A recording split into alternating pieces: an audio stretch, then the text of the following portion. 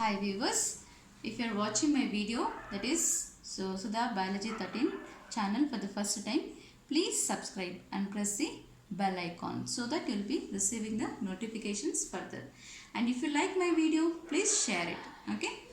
So now I would like to explain about chemiosmotic hypothesis, which was explained by Peter Mitchell. Okay. So Peter Mitchell was a scientist who has been explained chemiosmotic hypothesis in both chloroplast as well as even in the mitochondria. So he has been explained in mitochondria as well as even in the chloroplast, that is thylakoid inner thylakoid membrane. Okay.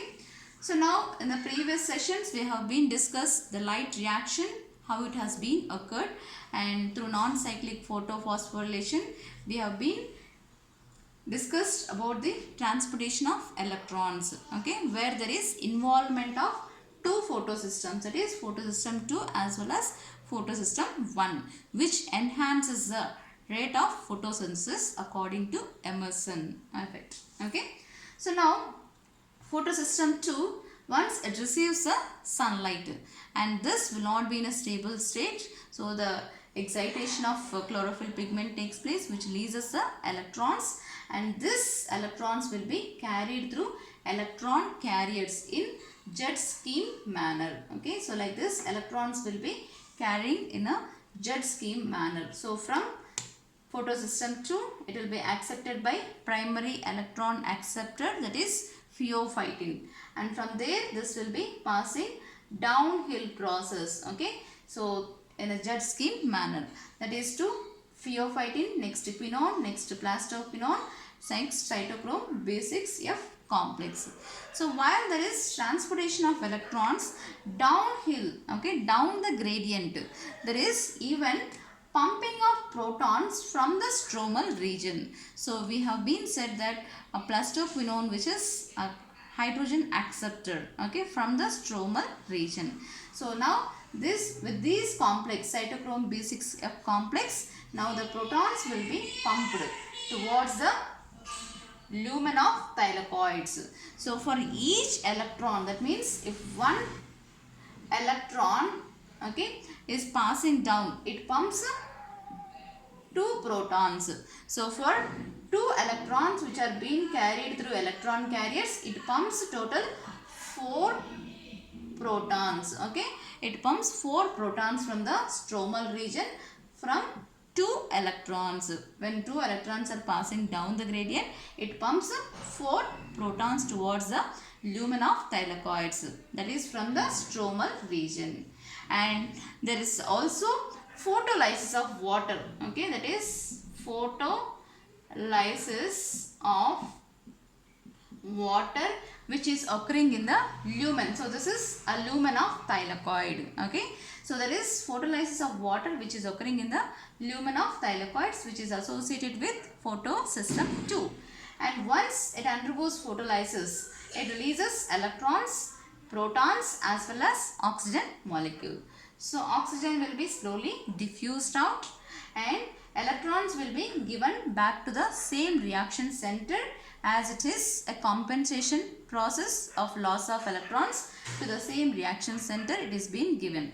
And whereas protons, it starts accumulation inside the lumen of thylakoids. So now 2 protons of this and 4 protons from the stromal region. So there is more accumulation of protons, okay, inside the lumen of thylakoids, and there is decrease of, so H plus ion concentration will be decreased in the stromal region, that is towards the matrix region. There is decreasing of H plus ions. So now there is increasing of H plus ions inside the lumen of thylakoids. So H plus ions increases inside the lumen, and now as H plus ions increases, now the pH decreases inside the lumen of thylakoids. Okay, and this accumulation of protons, which creates a proton gradient across the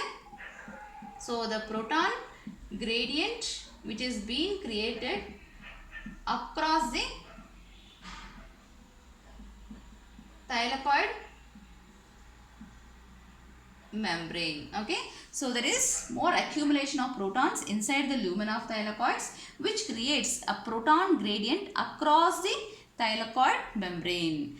And this part of this remaining part of thylakoid membrane, this is impermeable. Okay, so impermeable, and so this will be through facilitated diffusion, the protons will be pumped through F0 as well as F1, so which acts as transmembrane channels, okay, through a special type of diffusion, okay, that is facilitated diffusion, the protons will be pumped, okay. So all the accumulated protons will be pumped through F0 as well as F1.